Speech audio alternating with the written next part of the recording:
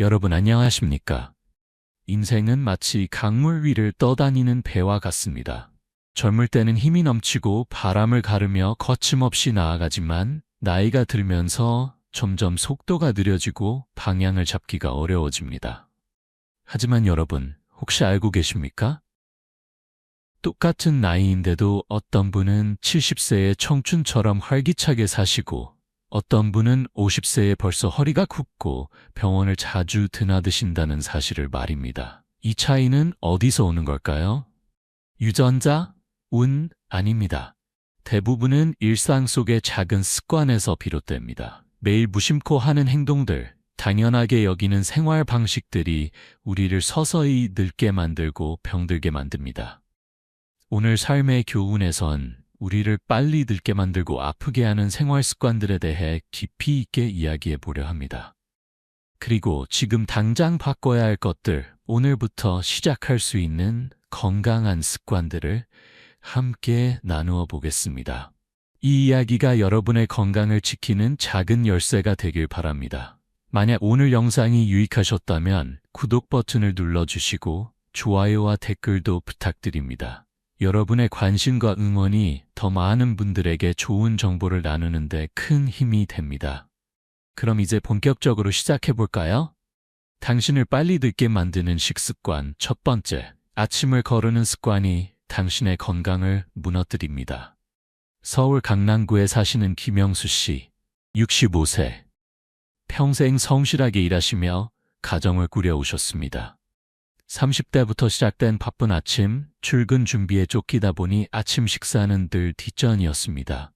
점심때 많이 먹으면 되지 뭐, 커피 한 잔이면 충분해 하는 생각으로 수십 년을 보내셨지요. 젊었을 때는 별 문제가 없었습니다. 오히려 아침을 거르니 몸이 가볍고 일할 때 더 집중이 잘 되는 것 같았습니다. 하지만 60세를 넘어서면서 이상한 증상들이 나타나기 시작했습니다. 오전 내내 머리가 멍하고 안개가 낀 듯한 느낌, 집중력이 떨어지고 간단한 일도 실수가 잦아졌습니다. 손발이 떨리는 증상이 자주 왔고 이유 없이 짜증이 나고 불안한 기분이 들었습니다. 처음에는 나이가 들어서 그런가 보다 하고 넘겼습니다. 하지만 증상이 점점 심해져서 병원을 찾았습니다. 검사 결과는 충격적이었습니다. 혈당 조절 능력이 많이 떨어져 있었고 당뇨 전 단계라는 진단을 받았습니다. 위장 기능도 약해져 있었고 영양 불균형 상태였습니다. 의사 선생님은 말씀하셨습니다. 수십 년간 아침을 거르신 것이 큰 원인입니다. 우리 몸은 기계가 아닙니다. 제때 연료를 넣어주지 않으면 고장이 나게 되어 있습니다. 여러분, 우리 몸은 하루 종일 쉬지 않고 일합니다. 밤새 잠을 자는 동안에도 심장은 뛰고 배는 숨을 쉬며 간은 해독 작업을 하고 뇌는 낮 동안의 기억을 정리하고 저장합니다. 이 모든 활동에는 엄청난 에너지가 필요합니다. 아침에 일어나면 우리 몸은 최소 8시간 이상 굶은 상태입니다. 혈당은 낮아지고 에너지 저장고는 거의 비어 있습니다. 이때 아침 식사는 바로 이 에너지를 공급하는 첫 번째 연료인 것입니다. 자동차가 기름 없이 달릴 수 없듯이 우리 몸도 아침 식사 없이 제대로 작동할 수 없습니다. 아침을 거르면 우리 몸은 에너지 부족 상태에 빠집니다. 그러면 몸은 비상모드로 전환되어 근육에서 에너지를 뽑아내기 시작합니다. 단백질을 분해해서 포도당을 만들어내는 것이지요. 이런 일이 반복되면 근육량이 점점 줄어들게 됩니다. 근육량이 줄어들면 어떻게 될까요? 기초대사량이 떨어집니다. 기초대사량이란 우리가 가만히 있어도 소모되는 칼로리를 말합니다. 근육이 많을수록 기초대사량이 높고 근육이 적을수록 낮아집니다. 기초대사량이 떨어지면 같은 양을 먹어도 살이 찌기 쉬운 체질로 바뀌게 됩니다. 뿐만 아니라 아침을 거르면 점심때 폭식하게 됩니다. 배가 너무 고프니까 평소보다 훨씬 많은 양을 먹게 되고 빨리 먹게 됩니다. 이는 혈당을 급격히 올립니다. 혈당이 급격히 올라가면 췌장에서는 인슐린을 대량으로 분비해야 합니다. 이런 일이 반복되면 췌장이 지치고 인슐린 저항성이 생기며 결국 당뇨병으로 이어지게 됩니다. 하버드 대학교의 한 연구에 따르면 아침 식사를 거르는 사람은 규칙적으로 먹는 사람보다 심장병 발병률이 27% 높다고 합니다.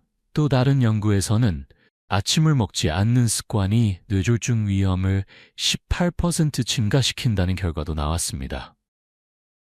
일본 오사카 대학의 연구팀은 아침 식사를 규칙적으로 하는 노인이 그렇지 않은 노인보다 치매 발병 위험이 30% 이상 낮다는 연구 결과를 발표했습니다. 아침 식사가 뇌에 포도당을 공급하여 인지 기능을 유지하는 데 중요한 역할을 한다는 것입니다. 그렇다면 어떻게 해야 할까요? 아침 식사를 거창하게 준비할 필요는 없습니다.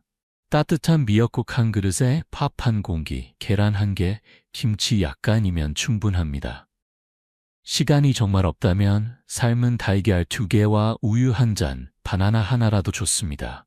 중요한 것은 양이 아니라 규칙성입니다. 매일 같은 시간에 아침을 먹는 습관을 들이는 것이 중요합니다. 처음에는 입맛이 없을 수도 있습니다. 하지만 2주만 꾸준히 하면 몸이 적응하여 자연스럽게 아침에 배고픔을 느끼게 됩니다. 아침 식사 시간은 하루를 준비하는 소중한 시간입니다. 천천히 앉아서 음식을 음미하며 먹으세요. TV를 끄고 스마트폰을 내려놓고 가족과 함께 식탁에 앉아 대화를 나누며 식사하는 것이 가장 좋습니다. 이런 작은 습관이 여러분의 하루를 바꾸고 인생을 바꾸게 됩니다. 두 번째, 늦은 저녁 식사와 야식이 당신의 수명을 단축시킵니다. 부산 해운대에 사시는 박순희 씨, 62세. 평생 자그마한 식당을 운영하시며 바쁘게 사셨습니다. 손님들이 저녁 식사를 마칠 때까지 일하시다 보니 늘 밤 10시가 넘어서야 저녁을 드실 수 있었습니다. 하루 종일 일하느라 제대로 먹지 못했으니 저녁에는 푸짐하게 드셨지요. 식사 후에는 피곤한 몸을 소파에 눕혀 TV를 보셨습니다. 드라마를 보다가 출출하면 라면을 끓여 드시거나 과자를 드시곤 했습니다. 하루 종일 고생했는데 이것도 못 먹나 하는 생각이셨지요. 젊었을 때는 이런 생활이 별 문제가 되지 않았습니다. 하지만 60세가 되면서 몸에 변화가 나타나기 시작했습니다. 체중이 급격히 늘기 시작했고 아무리 다이어트를 해도 뱃살이 빠지지 않았습니다. 특히 내장 지방이 많이 쌓였다는 진단을 받았습니다. 더 심각한 문제들이 있었습니다. 역류성 식도염이 생겨서 늘 속이 쓰리고 목이 답답했습니다. 밤에 자다가 목으로 신물이 올라와 깨는 일이 잦았습니다. 수면 무호흡증도 생겼습니다. 코를 심하게 골고 자다가 숨이 멎는 증상이 나타났습니다. 아내는 무서워서 잠을 제대로 잘 수가 없다고 하셨습니다. 혈압도 점점 올라갔습니다. 약을 먹어도 조절이 잘 안 되었습니다. 혈당 수치도 높아져서 당뇨약까지 먹게 되었습니다. 아침에 일어나면 몸이 천근만근 무겁고 얼굴이 늘 부서 있었습니다. 소화도 잘 안 되고 변비와 설사가 반복되었습니다. 병원에서 의사 선생님은 말씀하셨습니다. 늦은 저녁 식사와 야식이 문제입니다. 우리 몸의 생체 시계가 완전히 망가진 상태입니다. 이대로 계속하시면 심각한 질병으로 이어질 수 있습니다. 여러분, 우리 몸에는 생체 시계가 있습니다. 이를 일주기 리듬이라고 부릅니다. 해가 뜨면 활동하고 해가 지면 쉬도록 프로그램되어 있습니다. 수천 년 동안 인류는 이런 리듬에 맞춰 살아왔습니다. 해가 지면 우리 몸은 휴식 모드로 들어갑니다. 소화효소의 분비가 줄어들고 신진대사가 느려지며 몸은 회복과 재생에 집중합니다. 그런데 늦은 시간에 음식을 먹으면 소화기관은 쉴 수 없게 됩니다. 밤새 일을 해야 하는 것이지요. 밤 10시 이후에 먹은 음식은 제대로 소화되지 않습니다. 소화효소가 충분히 분비되지 않기 때문입니다. 그래서 속이 더부룩하고 가스가 차며 다음날 아침에도 입맛이 없게 됩니다. 더 큰 문제는 늦은 시간에 먹은 음식이 지방으로 축적될 가능성이 매우 높다는 것입니다. 낮에는 활동하면서 칼로리를 소모하지만 밤에는 활동량이 거의 없습니다.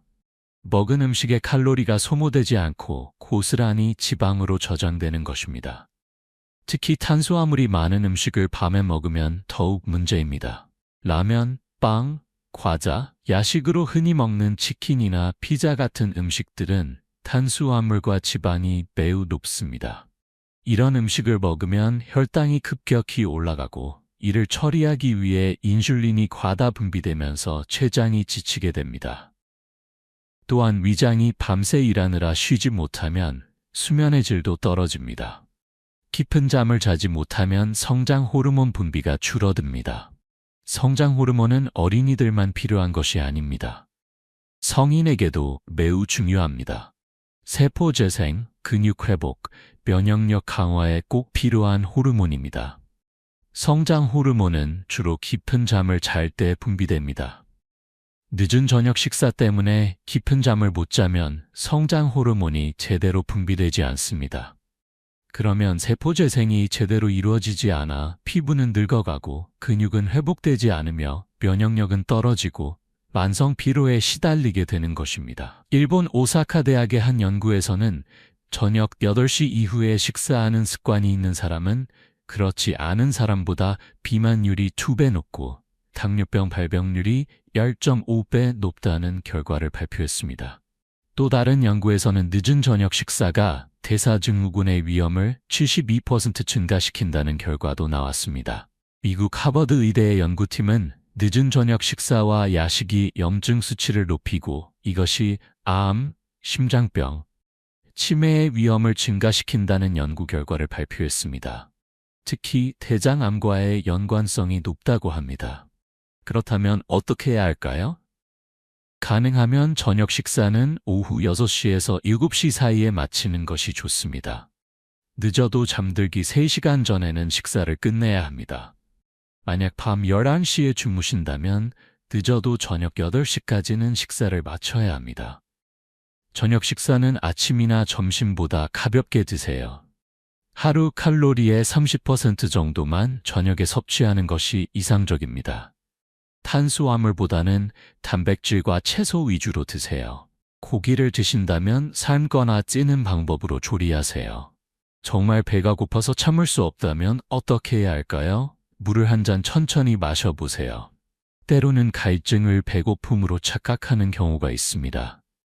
그래도 배가 고프다면 따뜻한 우유 한 잔이나 바나나 한 개, 삶은 달걀 하나 정도로 가볍게 해결하세요. 라면, 치킨, 피자, 과자 같은 야식은 절대 피하세요. 한번 먹으면 습관이 되고 습관이 되면 끊기가 매우 어렵습니다. 대신 따뜻한 차를 마시거나 가벼운 스트레칭을 하면서 배고픔을 달래보세요. 세 번째, 짜고 매운 음식을 즐기는 습관이 당신의 신장을 망가뜨립니다. 대구에 사시는 이철호 씨, 68세. 젊었을 때부터 맵고 짠 음식을 좋아하셨습니다. 김치찌개를 끓일 때는 고춧가루를 한 스푼 더 넣어야 직성이 풀렸고 국은 짜야 제맛이라고 생각하셨지요. 식당에 가면 늘 국물 좀 더 짜게 해주세요라고 부탁하셨습니다. 젓갈, 장아찌, 간장게장 같은 음식을 특히 좋아하셨습니다. 라면을 끓일 때는 스프를 다 넣고도 소금을 추가로 넣으셨습니다. 밥을 먹을 때도 김치가 싱겁다 싶으면 간장을 뿌려서 드셨습니다. 젊었을 때는 아무 문제가 없었습니다. 오히려 땀을 많이 흘리는 일을 하셨기 때문에 짠 음식이 필요하다고 생각하셨습니다. 하지만 65세쯤 되니 몸에 이상 신호가 나타나기 시작했습니다. 혈압이 자꾸 올라갔습니다. 처음에는 약간 높은 정도였지만 점점 더 올라가서 결국 혈압약을 먹기 시작했습니다. 약을 먹어도 조절이 잘 안 되었습니다. 의사는 약을 더 추가하거나 용량을 늘려야 한다고 했습니다.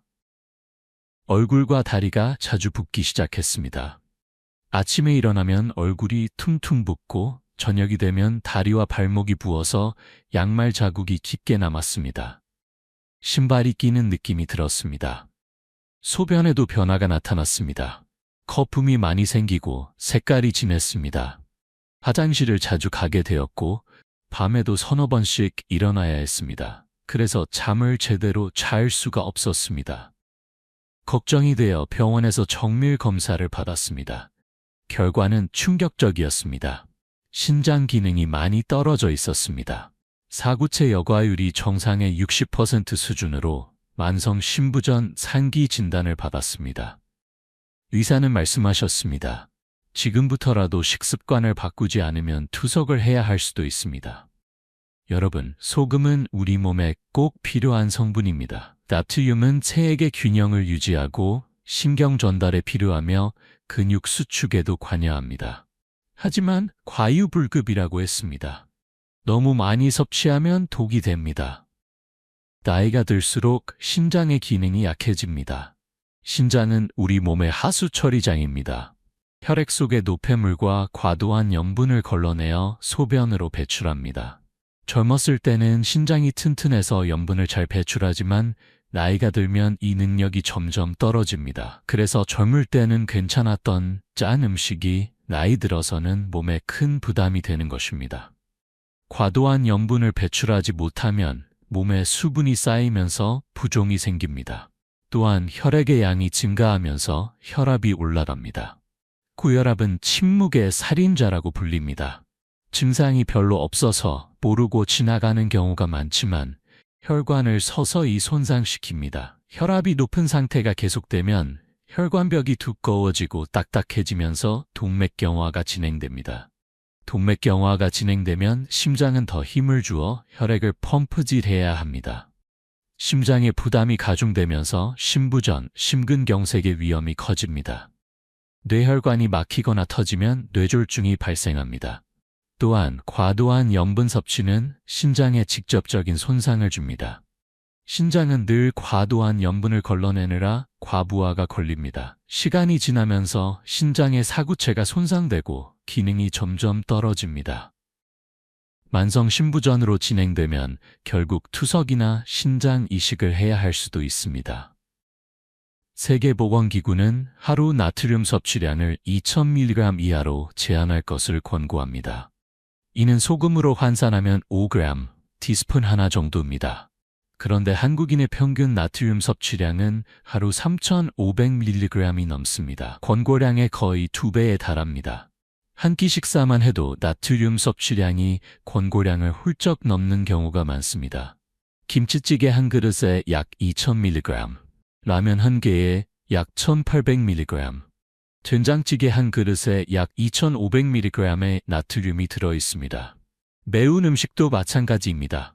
캡사이신은 적당량 섭취하면 신진대사를 촉진하고 혈액순환을 돕습니다.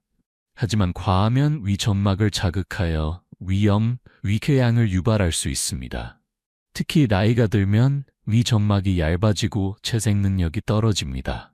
젊었을 때는 매운 음식을 먹어도 빨리 회복되지만 나이 들어서는 손상된 위점막이 잘 회복되지 않습니다. 만성 위염이 생기고 심하면 위궤양이나 위암으로 발전할 수도 있습니다. 그렇다면 어떻게 해야 할까요?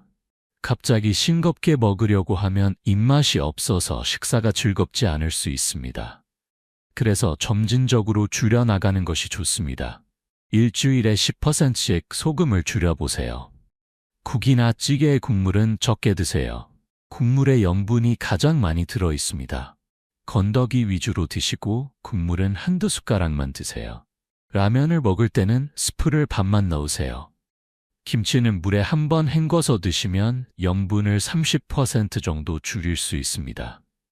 장아찌, 젓갈 같은 염장식품은 가능한 한 피하세요. 대신 신선한 채소와 과일을 많이 드세요.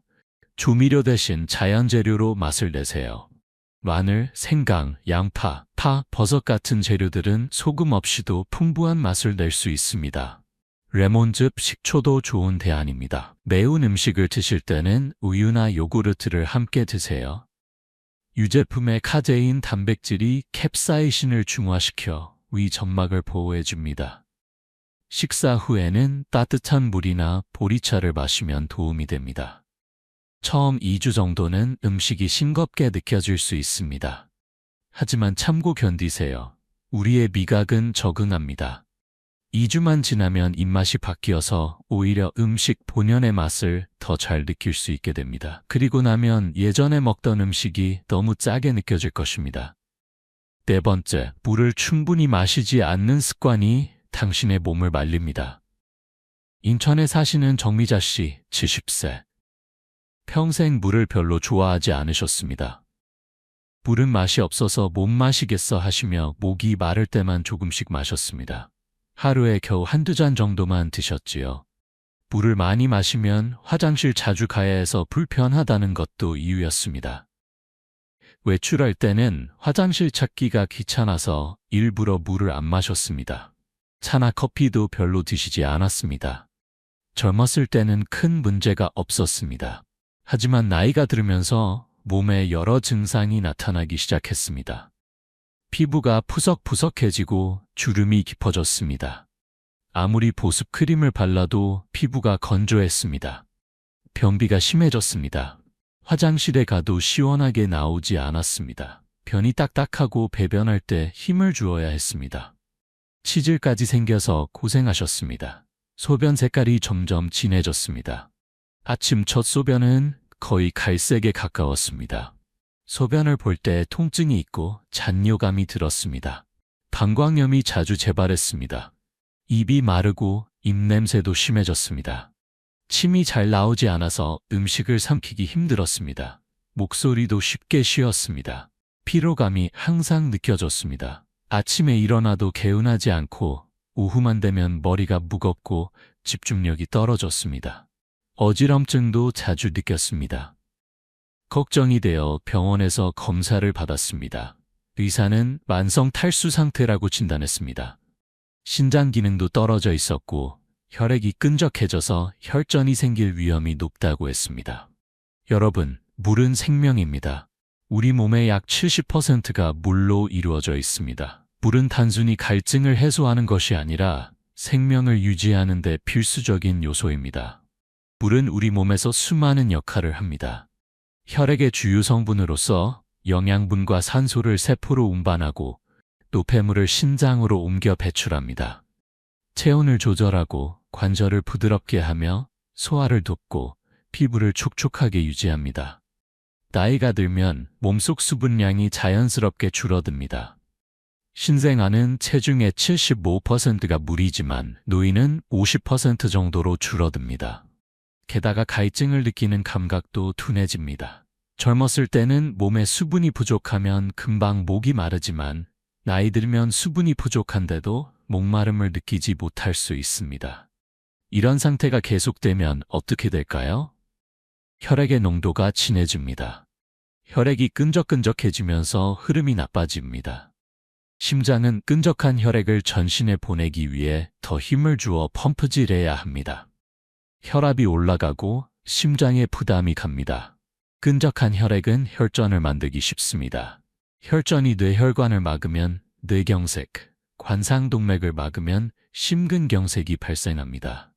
특히 아침에 뇌졸중이나 심근경색이 많이 발생하는 이유가 바로 이것입니다. 밤새 수분을 섭취하지 않아 아침에 혈액이 가장 끈적하기 때문입니다.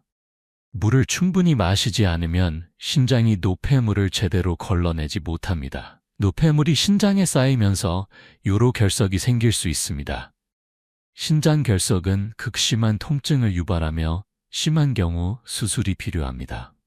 방광에도 문제가 생깁니다. 소변이 농축되면서 세균이 번식하기 좋은 환경이 됩니다. 방광염, 요도염이 자주 재발합니다.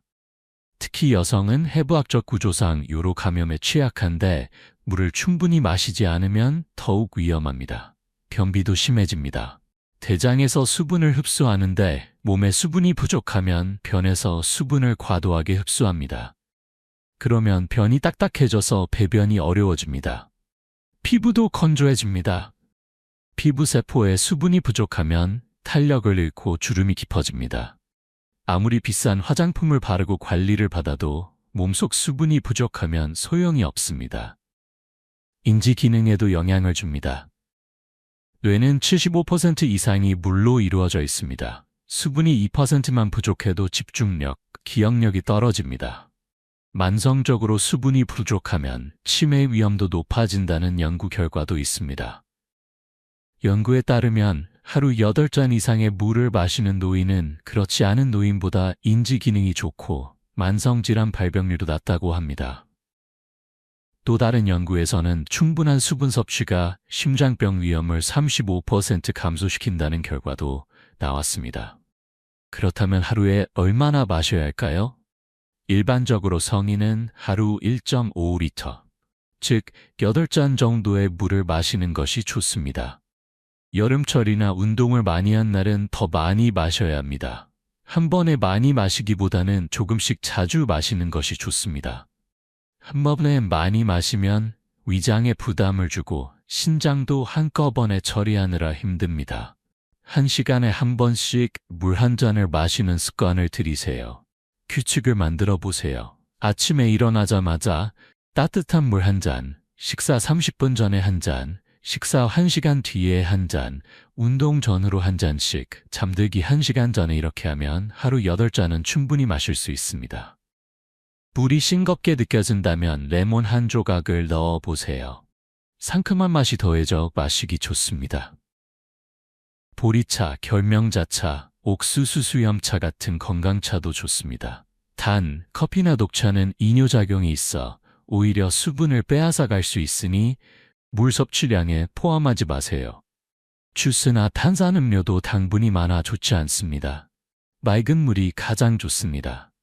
소변 색깔로 수분 상태를 확인할 수 있습니다. 소변이 맑고 연한 노란색이면 수분이 충분한 것입니다. 진한 노란색이나 갈색이면 수분이 부족한 것이니 물을 더 마셔야 합니다. 5번째, 편식하는 습관이 당신의 영양 균형을 무너뜨립니다. 광주에 사시는 최동수 씨 66세. 평생 고기를 좋아하시고 채소는 별로 드시지 않았습니다. 남자는 고기를 먹어야 힘이 난다. 풀만 먹고 어떻게 사나 하는 생각이셨습니다. 식탁에 삼겹살, 갈비, 불고기가 올라오면 기분이 좋으셨습니다. 반찬으로 나온 채소는 거들떠보지도 않으셨습니다. 과일도 별로 드시지 않았습니다. 과일은 여자들이나 먹는 거라고 생각하셨지요. 젊었을 때는 이런 식습관이 별 문제가 되지 않았습니다. 육체노동을 많이 하셨기 때문에 고기를 먹어도 살이 찌지 않았고 건강했습니다. 하지만 60세가 넘으면서 몸에 변화가 나타나기 시작했습니다. 건강검진에서 콜레스테롤 수치가 높게 나왔습니다. 의사는 식습관을 바꿔야 한다고 했지만 평생 해온 습관을 바꾸기가 쉽지 않았습니다. 점점 더 심각한 문제들이 나타났습니다. 가슴이 답답하고 조이는 느낌이 자주 들었습니다. 계단을 오르면 숨이 차고 가슴이 아팠습니다. 병원에 가서 정밀 검사를 받았습니다. 검사 결과 관상동맥이 70% 이상 막혀 있었습니다. 협심증 진단을 받았고 스텐트 시술을 해야 한다고 했습니다. 의사는 경고했습니다. 식습관을 바꾸지 않으면 심근경색이 올 수 있습니다. 그러면 생명이 위험할 수 있습니다. 여러분, 우리 몸은 자동차와 같습니다. 자동차가 잘 달리려면 휘발유만 있으면 될까요? 아닙니다. 엔진 오일도 필요하고 냉각수도 필요하고 브레이크액도 필요합니다. 하나라도 부족하면 차가 제대로 작동하지 않습니다. 우리 몸도 마찬가지입니다. 탄수화물, 단백질, 지방뿐만 아니라 비타민, 미네랄, 식이섬유, 항산화 물질 등 다양한 영양소가 필요합니다. 골고루 섭취해야 건강을 유지할 수 있습니다. 고기만 많이 먹으면 어떻게 될까요? 포화지방과 콜레스테롤 섭취가 늘어납니다. 포화지방은 혈관벽에 쌓여서 동맥경화를 일으킵니다. 콜레스테롤, 특히 나쁜 콜레스테롤인 LDL이 증가하면 혈관이 좁아지고 막힙니다. 혈관이 막히면 심장으로 가는 혈액이 줄어듭니다. 심장 근육에 산소와 영양분이 부족해지면서 협심증이 생깁니다. 완전히 막히면 심근경색이 발생하여 생명이 위험해집니다. 뇌혈관이 막히면 뇌경색, 터지면 뇌출혈이 발생합니다. 하반신 마비, 언어장애, 인지장애 등 심각한 후유증이 남을 수 있습니다. 반대로 채소를 먹지 않으면 식이섬유가 부족해집니다. 식이섬유는 장 건강에 매우 중요합니다. 장의 연동 운동을 촉진하여 배변을 돕고 나쁜 콜레스테롤을 흡착하여 배출합니다. 또한 혈당이 급격히 오르는 것을 막아줍니다. 식이섬유가 부족하면 변비가 생깁니다. 만성변비는 치질을 유발하고 장기적으로는 대장암의 위험을 높입니다. 한국에서 대장암 발병률이 계속 증가하는 이유 중 하나가 바로 서구화된 식습관, 즉 고기는 많이 먹고 채소는 적게 먹는 습관 때문입니다. 비타민과 미네랄도 부족해집니다. 비타민 C는 면역력 강화와 항산화 작용을 합니다. 부족하면 감기에 자주 걸리고 피부가 거칠어지며 상처가 잘 낫지 않습니다. 비타민 D는 칼슘 흡수를 돕습니다. 부족하면 뼈가 약해져 골다공증 위험이 커집니다. 노인이 넘어져서 골절되면 회복이 어렵고 장기간 누워 지내다가 폐렴 등 합병증으로 사망할 수도 있습니다. 비타민 B군이 부족하면 에너지 대사가 잘 안 되어 늘 피곤합니다. 또한 신경 기능에 영향을 주어 손발 저림, 기억력 감퇴가 나타날 수 있습니다. 최근 연구에서는 비타민 B12 부족이 치매 발병률을 높인다는 결과도 나왔습니다. 미네랄도 중요합니다. 칼슘이 부족하면 골다공증, 마그네슘이 부족하면 근육경련과 심장 부정맥, 철분이 부족하면 빈혈이 생깁니다. 항산화 물질도 중요합니다. 우리 몸에선 매일 활성산소가 생성됩니다. 활성산소는 세포를 손상시키고 노화를 촉진하며 암을 유발합니다. 항산화 물질은 이런 활성산소를 제거합니다. 채소와 과일에 풍부하게 들어있습니다. 그렇다면 어떻게 해야 할까요? 매 끼니마다 5가지 색깔의 음식을 먹으려고 노력하세요. 토마토, 고추딸기, 노박, 당근, 바나나, 시금치, 브로콜리, 오이, 하양, 무, 양파, 마늘, 검은 콩, 검은 깨, 미역.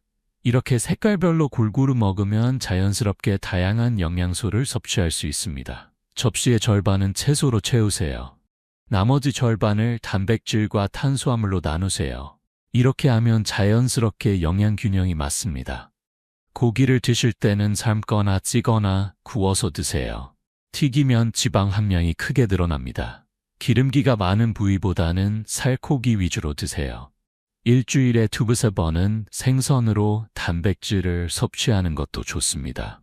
생선, 특히 등 푸른 생선에는 오메가3 지방산이 풍부합니다. 오메가3는 혈관 건강에 매우 좋습니다. 나쁜 콜레스테롤을 낮추고 좋은 콜레스테롤을 높이며 혈전 생성을 억제합니다. 뇌 건강에도 좋아서 치매 예방에 도움이 됩니다. 견과류도 잊지 말고 챙겨 드세요. 아몬드, 호두, 땅콩 등에는 불포화 지방산, 비타민 E, 마그네슘이 풍부합니다. 하루 한 주 약 30 정도 드시면 좋습니다. 해조류도 좋습니다. 미역, 다시마, 김에는 요오드, 칼슘, 식이섬유가 풍부합니다. 국이나 무침으로 자주 드세요. 과일도 매일 드세요. 하루 한 살 2개 정도가 적당합니다. 다만 당뇨가 있으시면 과일의 당분을 조심해야 하므로 의사와 상담하세요. 처음에는 채소 맛이 싱겁고 맛없게 느껴질 수 있습니다. 하지만 계속 먹다 보면 입맛이 바뀝니다. 채소 본연의 단맛, 고소한 맛을 느낄 수 있게 됩니다. 다양한 조리법을 시도해 보세요. 나물로 무쳐도 보고, 쌈으로 싸 먹어도 보고, 샐러드로도 먹어보세요. 당신을 빨리 늙게 만드는 생활 습관. 첫 번째, 운동하지 않고 움직이지 않는 습관이 당신의 근육을 없앱니다. 수원에 사시는 강병철 씨, 63세. 35년간 회사를 다니며 열심히 일하셨습니다. 퇴직하고 나니 갑자기 할 일이 없어졌습니다. 아침에 일어나 TV를 켜고 소파에 앉아 하루 종일 뉴스와 드라마를 보십니다. 평생 고생했으니 이제 좀 쉬어야지 하는 생각이셨습니다. 밖에 나가기도 귀찮고 나이가 드니 움직이기가 힘들다고 말씀하십니다. 허리도 아프고 무릎도 안 좋은데 무슨 운동을 하냐는 것이 이유였습니다. 처음 몇 달은 괜찮았습니다. 편하게 쉬니 좋았습니다. 하지만 시간이 지나면서 몸에 변화가 나타나기 시작했습니다. 체중이 급격히 늘었습니다. 1년 만에 10kg이나 쪘습니다. 특히 뱃살이 많이 나왔습니다. 다리에 힘이 없어졌습니다. 의자에서 일어날 때 의차 소리가 절로 나왔습니다. 계단을 조금만 올라가도 숨이 차고 다리가 후들거렸습니다. 잠깐 걷기만 해도 금방 피곤해서 쉬어야 했습니다. 건강검진 결과는 충격적이었습니다. 혈당이 높아져서 당뇨 전 단계 진단을 받았습니다. 혈압도 올라가고 콜레스테롤 수치도 높았습니다. 근육량은 크게 줄고 체지방률은 크게 늘었습니다. 의사는 말씀하셨습니다. 이대로 계속 안 움직이시면 5년 안에 당뇨병, 고혈압으로 약을 드셔야 할 겁니다. 근육이 계속 줄어들면 낙상 위험도 커집니다. 한번 넘어지면 골절로 이어지고 그러면 누워서 생활해야 할 수도 있습니다. 여러분, 우리 몸은 쓰지 않으면 녹슬어 버립니다. 자동차도 오래 세워두면 고장 나듯이 우리 몸도 움직이지 않으면 기능이 떨어집니다. 특히 나이가 들수록 운동이 더욱 중요합니다. 30세부터 근육량은 매년 1%씩 줄어듭니다. 60세가 되면 30세 때보다 근육량이 30% 줄어든 것입니다. 그런데 운동을 하지 않으면 이 속도가 훨씬 빨라집니다. 근육량이 급격히 줄어들고 그 자리를 지방이 채웁니다. 근육이 줄어들면 어떻게 될까요? 첫째, 기초대사량이 떨어집니다. 근육은 우리 몸에서 칼로리를 가장 많이 소모하는 조직입니다. 근육이 줄어들면 같은 양을 먹어도 살이 찌게 됩니다. 둘째, 혈당 조절 능력이 떨어집니다.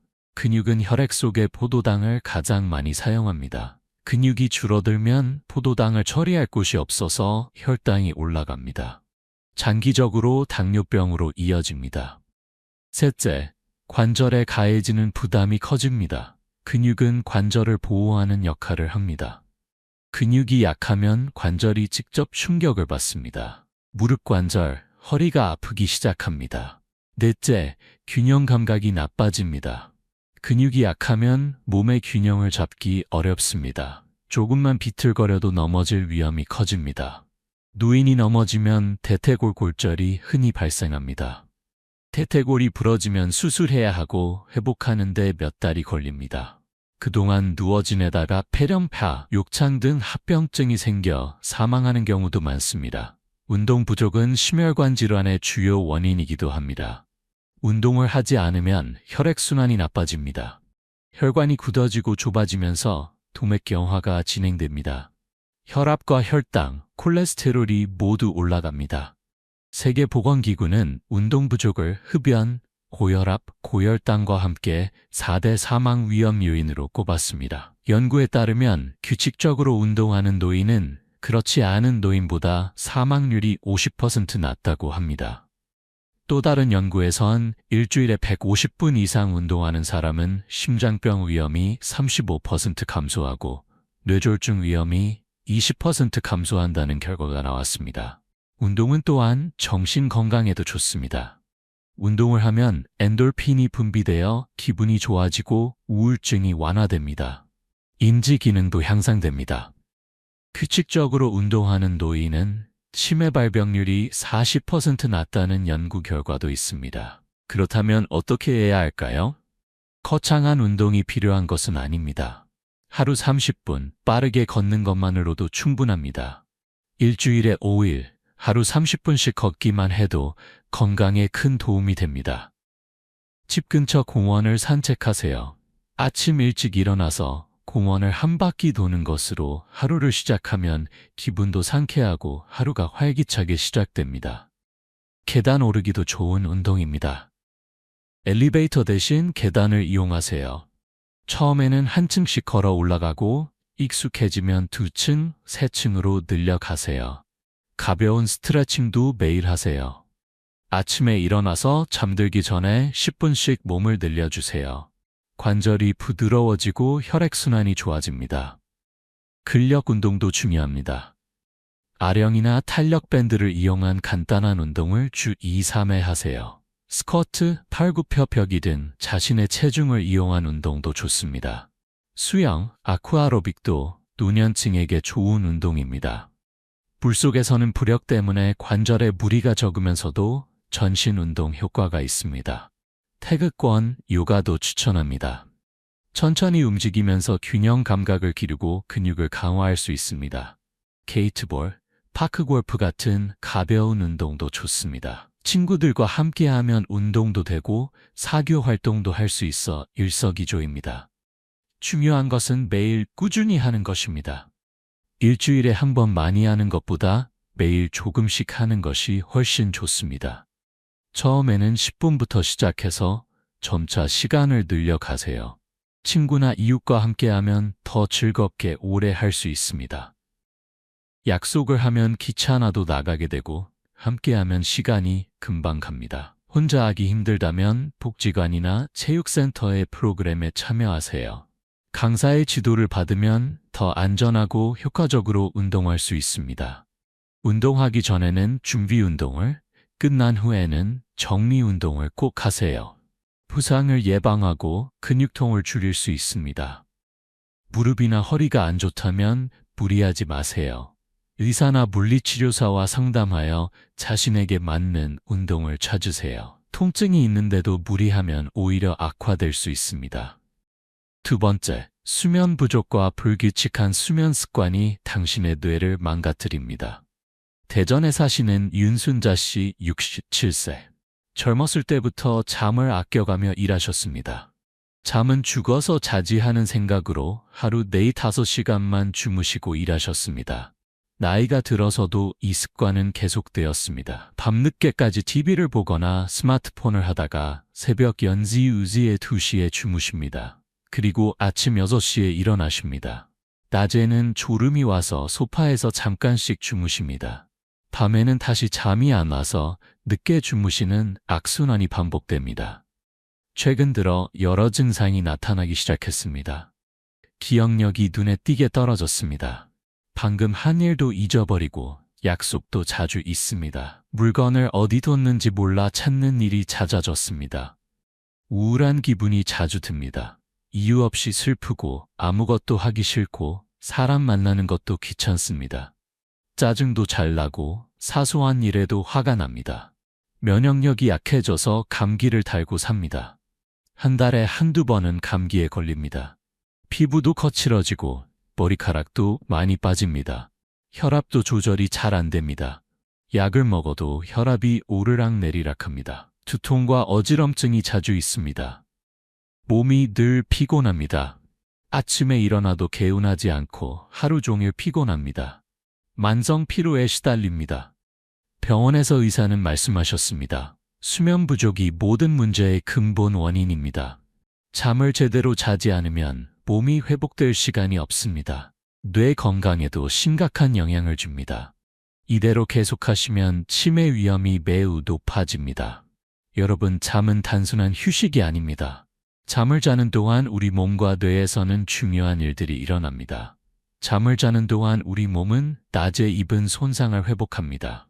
세포가 재생되고 조직이 복구되며 에너지가 충전됩니다. 면역세포도 이때 만들어집니다. 충분히 자지 않으면 면역력이 떨어져 감기, 독감 등 감염성 질환에 쉽게 걸립니다. 성장 호르몬도 주로 깊은 잠을 잘 때 분비됩니다.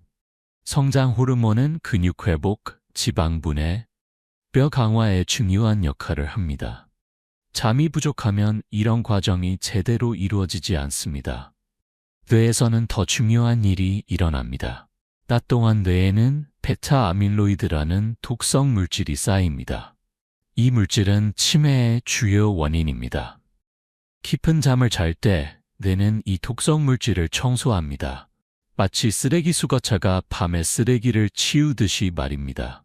잠이 부족하면 이 청소 작업이 제대로 이루어지지 않습니다. 베타 아밀로이드가 계속 쌓이면서 뇌세포를 손상시키고 장기적으로 알츠하이머 치매를 유발할 수 있습니다. 연구에 따르면 하루 6시간 미만으로 자는 사람은 실전 8시간 자는 사람보다 치매 발병률이 30% 높다고 합니다. 기억도 잠을 자는 동안 정리되고 저장됩니다. 낮에 학습한 내용, 경험한 일들이 깊은 잠을 자는 동안 장기 기억으로 전환됩니다. 잠이 부족하면 기억력이 떨어집니다. 수면 부족은 정신 건강에도 악영향을 줍니다. 우울증, 불안장애의 위험이 커집니다. 잠이 부족하면 감정을 조절하는 뇌의 영역이 제대로 작동하지 않습니다. 그래서 짜증이 잘 나고 감정 기복이 심해집니다. 심혈관 건강에도 나쁩니다. 수면 부족은 혈압을 올리고 염증 수치를 높이며 혈당 조절을 어렵게 만듭니다. 하루 6시간 미만으로 자는 사람은 심장병 위험이 48% 높고 뇌졸중 위험이 15% 높다는 연구 결과가 있습니다. 불규칙한 수면도 문제입니다. 우리 몸은 일정한 리듬을 좋아합니다. 매일 다른 시간에 자고 일어나면 생체 시계가 혼란스러워집니다. 호르몬 분비가 불규칙해지고 신진대사가 흐트러지며 건강에 악영향을 줍니다. 그렇다면 어떻게 해야 할까요? 첫째, 충분히 자세요. 성인은 하루 8시간의 수면이 필요합니다. 나이가 들면 깊은 잠을 자기 어려워지므로 오히려 더 신경 써야 합니다. 둘째, 규칙적으로 자고 일어나세요. 매일 같은 시간에 잠자리에 들고 같은 시간에 일어나세요. 주말에도 마찬가지입니다. 2주만 계속하면 몸이 적응하여 그 시간이 되면 자연스럽게 졸리고 아침에 알람 없이도 깨게 됩니다. 셋째, 수면 환경을 조성하세요. 침실은 어둡고 조용하고 시원하게 유지하세요. 온도는 18와 20도가 적당합니다. 암막 커튼을 쳐서 빛을 차단하고 소음이 있다면 귀마개를 사용하세요. 넷째, 잠들기 2시간 전부터는 스마트폰, 태블릿, TV를 멀리하세요. 이런 기기에서 나오는 블루라이트는 수면 호르몬인 멜라토닌 분비를 억제합니다. 그래서 잠이 잘 안 옵니다. 다섯째, 잠들기 전 루틴을 만드세요. 따뜻한 물로 샤워하고 가벼운 스트레칭을 하고 책을 조금 읽거나 차분한 음악을 들으세요. 이런 루틴이 몸에게 이제 잘 시간이야 라는 신호를 보냅니다. 여섯째, 낮잠은 30분 이내로 제한하세요. 낮잠을 너무 길게 자거나 늦은 오후에 자면 밤에 잠이 안 옵니다. 일곱째, 카페인은 오후 2시 이후에는 피하세요. 커피, 녹차, 콜라 등에 들어있는 카페인은 몸에 오래 남습니다. 오후에 마시면 밤에 잠을 방해합니다. 여덟째, 술은 수면에 도움이 안 됩니다. 술을 마시면 잠이 빨리 오는 것 같지만 얕은 잠만 자게 됩니다. 깊은 잠을 못 자서 다음날 개운하지 않습니다. 잠들기 전에 따뜻한 우유 한 잔이나 카모마일 차를 마시면 도움이 됩니다. 바나나, 아몬드 같은 음식도 수면에 도움을 주는 트립토판이 들어있어 좋습니다. 침대는 잠자는 곳으로만 사용하세요. 침대에서 TV를 보거나 스마트폰을 하지 마세요.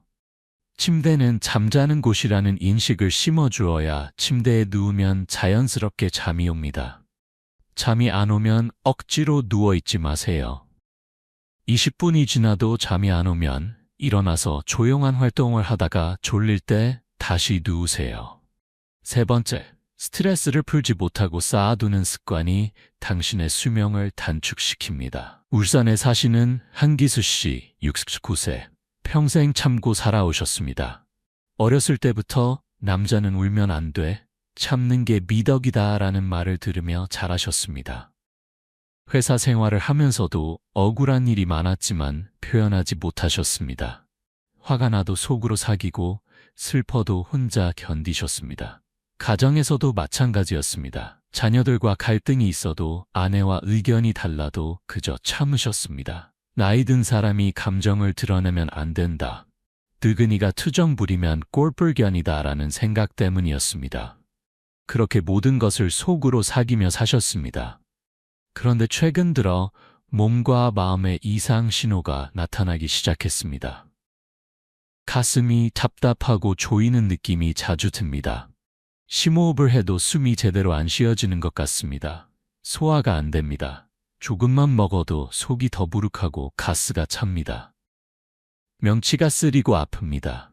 위 내시경을 해보니 위염과 위궤양이 있었습니다. 밤에 잠을 이루지 못합니다. 침대에 누우면 온갖 생각이 다 나서 잠이 안 옵니다. 겨우 잠들어도 악몽을 꾸고 중간에 자주 깹니다. 두통이 자주 있고 온몸이 쑤시고 아픕니다. 특별히 다친 곳도 없는데 여기저기 아픕니다. 우울하고 무기력합니다. 아무것도 하기 싫고 즐거움을 느끼지 못합니다. 사람 만나는 것도 귀찮고 쉬야 집에만 있고 싶습니다. 병원에서 검사를 받았습니다. 의사는 우울증과 불안장애 진단을 내렸습니다. 혈압도 높아져 있었고 혈당도 조절이 안 되고 있었습니다. 의사는 말씀하셨습니다. 스트레스를 해소하지 못하고 쌓아두신 것이 모든 문제의 원인입니다. 여러분, 스트레스는 만병의 근원입니다. 적당한 스트레스는 긴장감을 주어 일의 능률을 높이기도 합니다. 하지만 만성적인 스트레스는 우리 몸과 마음을 서서히 망가뜨립니다. 스트레스를 받으면 우리 몸에선 코르티솔과 아드레날린 같은 스트레스 호르몬이 분비됩니다. 이 호르몬들은 원래 위험한 상황에서 우리를 보호하기 위한 것입니다. 옛날 인류가 맹수를 만났을 때 스트레스 호르몬이 분비되면 심장이 빨리 뛰고 혈압이 올라가고 근육에 혈액이 몰려서 빨리 도망갈 수 있었습니다. 위험이 지나가면 호르몬 수치가 정상으로 돌아왔습니다. 그런데 현대인은 끊임없는 스트레스에 노출되어 있습니다. 1. 경제적 문제, 인간관계, 건강 걱정 등 스트레스가 계속됩니다. 그러면 스트레스 호르몬이 계속 분비됩니다. 코르티솔이 계속 높은 상태로 유지되면 어떻게 될까요? 첫째, 면역력이 떨어집니다. 코르티솔은 면역세포의 활동을 억제합니다. 그래서 감기에 자주 걸리고 상처가 잘 낫지 않으며 암 발생 위험도 높아집니다. 둘째, 혈압이 올라갑니다. 스트레스 호르몬은 혈관을 수축시키고 심장박동을 빠르게 합니다. 만성 스트레스는 고혈압의 주요 원인입니다. 셋째, 혈당이 올라갑니다. 스트레스 호르몬은 간에서 포도당을 방출하게 합니다. 에너지를 공급하기 위함인데 사용되지 않으면 혈당이 계속 높은 상태로 유지됩니다. 당뇨병 위험이 커집니다. 넷째, 소화기관이 망가집니다. 스트레스를 받으면 위산 분비가 증가하고 위장 운동이 불규칙해집니다. 위염, 위궤양, 과민성 대장증후군이 생깁니다. 다섯째, 뇌가 손상됩니다. 만성 스트레스는 기억을 담당하는 해마를 위축시킵니다. 기억력과 인지 기능이 떨어집니다. 우울증, 불안장애의 위험도 크게 높아집니다. 연구에 따르면 만성 스트레스는 텔로미어를 짧게 만듭니다. 텔로미어는 염색체 끝에 있는 구조로 세포가 늙어가는 속도를 나타냅니다. 텔로미어가 짧아지면 세포가 빨리 늙고 노화가 촉진됩니다. 그렇다면 어떻게 해야 할까요? 스트레스를 완전히 없앨 수는 없습니다. 살아가면서 스트레스는 피할 수 없습니다. 하지만 잘 관리할 수는 있습니다. 첫째, 감정을 억누르지 마세요. 화가 나면 화를 내고 슬프면 우세요. 감정을 표현하는 것이 건강합니다. 물론 다른 사람을 해치는 방식으로 표현하면 안 됩니다. 혼자 있을 때 소리를 지르거나 베개를 때리거나 울면서 감정을 해소하세요. 둘째, 신뢰할 수 있는 사람과 대화하세요. 가족, 친구에게 속마음을 털어놓으세요. 말하는 것만으로도 큰 위안이 됩니다. 다른 사람의 조언이 필요하지 않을 수도 있습니다. 그저 들어주는 것만으로도 충분합니다. 셋째, 규칙적으로 운동하세요. 운동은 최고의 스트레스 해소법입니다. 운동을 하면 엔돌핀이 분비되어 기분이 좋아집니다. 스트레스 호르몬도 감소합니다. 하루 30분만 걸어도 효과가 있습니다. 넷째, 명상이나 요가를 해보세요. 호흡에 집중하고 마음을 비우는 연습을 하면 스트레스가 줄어듭니다. 하루 10분만 명상해도 효과가 있습니다. 다섯째, 취미 생활을 즐기세요. 좋아하는 일을 하면 스트레스를 잊을 수 있습니다. 그림 그리기, 악기 연주, 정원 가꾸기, 낚시 등 무엇이든 좋습니다. 여섯째, 웃으세요. 웃음은 최고의 약입니다. 코미디 프로그램을 보거나 재미있는 책을 읽거나 친구들과 즐거운 시간을 보내면서 많이 웃으세요. 일곱째, 자연과 시간을 보내세요. 숲속을 걷거나 바다를 보거나 산에 오르면 마음이 편안해집니다. 녹색 식물을 보는 것만으로도 스트레스가 줄어든다는 연구 결과가 있습니다. 여덟째, 필요하다면 전문가의 도움을 받으세요. 혼자 감당하기 어려운 스트레스라면 상담사나 정신건강의학과 의사와 상담하세요. 치료를 받는 것은 부끄러운 일이 아닙니다. 아홉째, 긍정적으로 생각하려고 노력하세요. 같은 상황도 어떻게 생각하느냐에 따라 스트레스가 될 수도 안 될 수도 있습니다.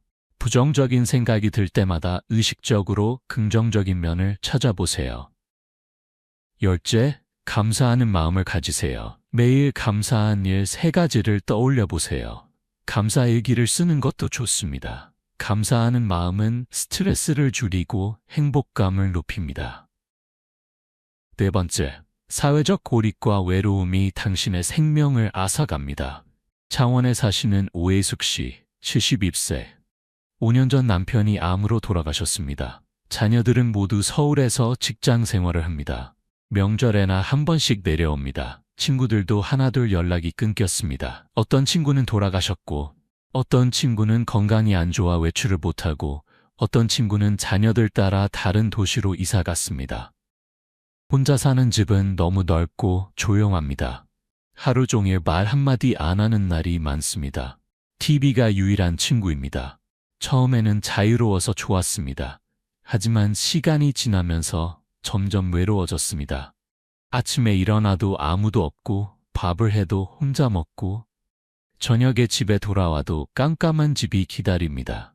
점점 우울해졌습니다. 의욕이 없어지고 식사도 대충 하게 되었습니다. 라면으로 때우거나 아예 굶는 날도 있었습니다. 씻는 것도 귀찮고 외출도 안 하게 되었습니다. 건강검진 결과 인지 기능이 많이 떨어져 있었습니다. 우울증 점수도 매우 높았습니다.